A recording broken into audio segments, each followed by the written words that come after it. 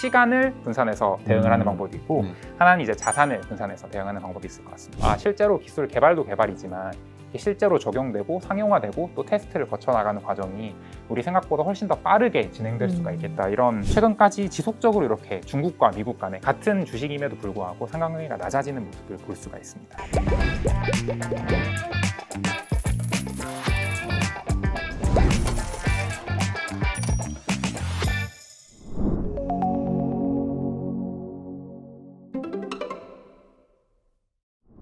그런데 이제 말씀하신 것처럼 뭐 미국 내에서 포트폴리오 구조를 조정하는 것도 충분히 뭐 이해를 할 수 있습니다만 맞습니다. 이게 아무래도 이제 이 심리적인 측면에서 미국 안에서만 이제 또 머무르다 보면 또 불안감이 완전히 해소되진 않을 것 같거든요. 맞습니다. 그래서 미국 외 자산으로 분산하는 전략이 필요하신 분들도 있으실 것 같아가지고 네네. 이런 분들을 위해서는 구체적으로 어떤 방식으로 좀 대응할 수 있는지 말씀 부탁드리겠습니다.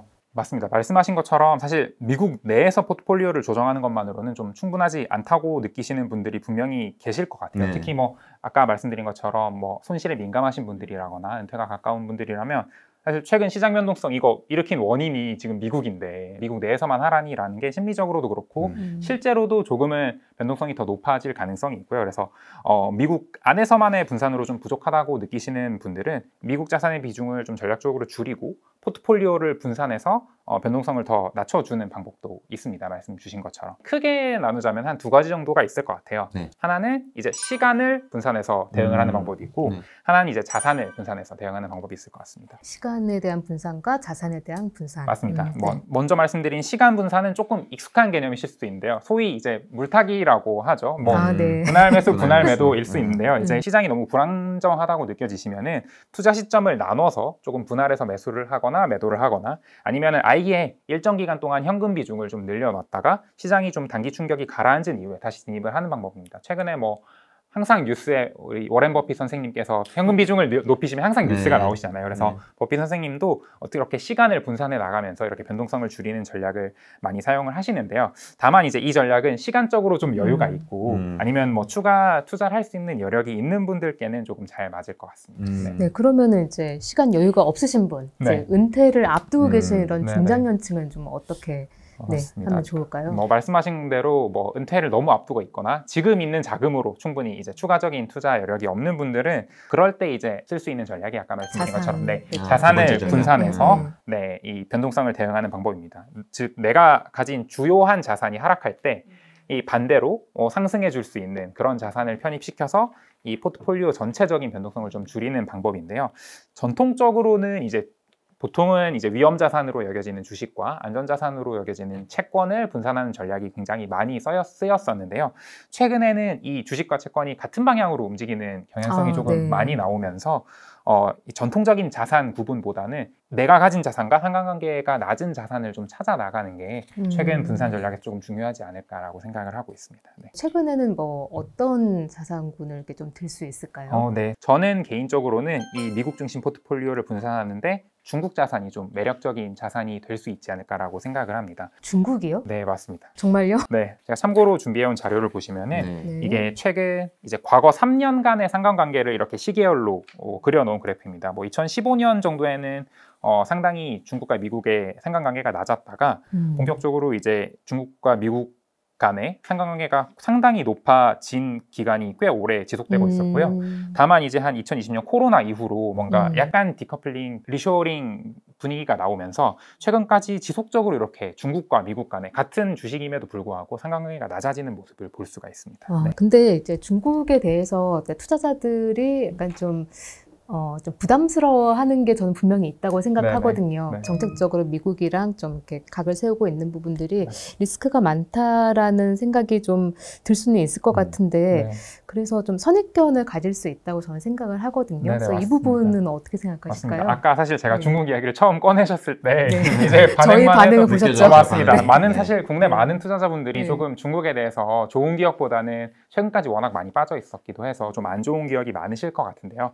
제가 최근에 조금 좋은 기회가 있어서 중국의 이제 주요 테크 기업들을 직접 이렇게 가서 탐방해 볼 수 있는 기회가 있었는데요. 제가 심천이라는 도시에 갔다 왔는데 심천이 또 중국에서도 가장 최첨단의 주요한 테크 기업들이 많이 모여 있는 상해와 이제 쌍벽을 이루는 그런 도시 중에 하나인데 여기 살고 싶다라는 생각이 들 정도로 일단 정말요? 네, 도시 인프라가 너무 좋더라고요. 뭔가 공원도 너무 잘 되어 있고 너무 도시도 깨끗하고 그다음에 최신 기술들이 굉장히 밀접하게 들어와 있었거든요. 근데 확실히 그 심천 갔다 오신 분들 이야기 들어보면은 그 중국의 그 기술 발전이 정말 좀 체감이 많이 된다는 맞습니다. 이야기 많이 하시던 것 같더라고요. 네네. 그 BYD 그 본사도 또 거기 맞아요. 있잖아요. 네네. 또 다 이렇게 전기차가 다니기도 하고 맞아요. 또 자율주행차는 그것도 이제 시범 테스트를 또 많이 계속 하고 있다는 이야기도 들리고. 맞습니다. 이제 기업들을 방문해서 제가 가장 크게 느낀 점 중에 하나는 이 내수 기반이 만들어내는 규모의 경제라는 게 엄청나구나 이런 게 확실히 느껴지더라고요. 이제 막대한 인구랑 소비 시장 덕분에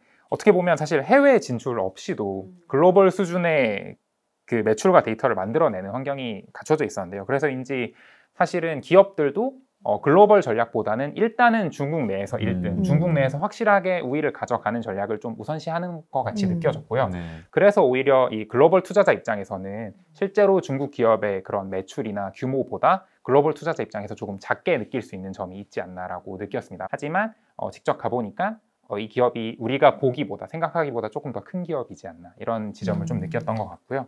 두 번째는 이 기술이 너무 빨리 그 적용이 되고 있는 것 같습니다. 중국에서 지금 최신 기술이 도입된 자율주행 차를 직접 타보기도 했는데요. 비아디랑 이제 포니 AI라고 하는 거긴 아예 자율주행 그 소프트웨어만 개발한 기업이었는데 한번 포니 AI 거는 제가 운전자 없이 주행하는 완전 자율주행 차량을 탑승을 했었거든요. 사실 어떤 점을 느꼈냐면 뭐 테슬라의 주행 경험이랑 크게 다르지 않다 이런 기분도 조금 들더라고요. 그래서 비아디 같은 경우에는 큰 원가 절감을 통해서 이미 중국 시장은 꽤 많이 이제 장악을 하고 있다고 느껴졌고요. 뭐 기술력적으로도 이제 이미 너무나 많은 데이터가 사실은 쌓이고 있는 거잖아요. 이 자율주행에 있어서 그런 차원에서 저희 생각보다 조금 더 빠르게 중국이 독자적인 시장을 구축할 수 있지 않을까 이런 생각이 들더라고요. 그래서 중국은 뭐 사실은 기술도 기술이지만 새로운 기술이 나왔을 때 뭐 기존 이 레거시 산업이라고 해야 될까요? 기존 산업에 저항 없이 정부의 의지가 있으면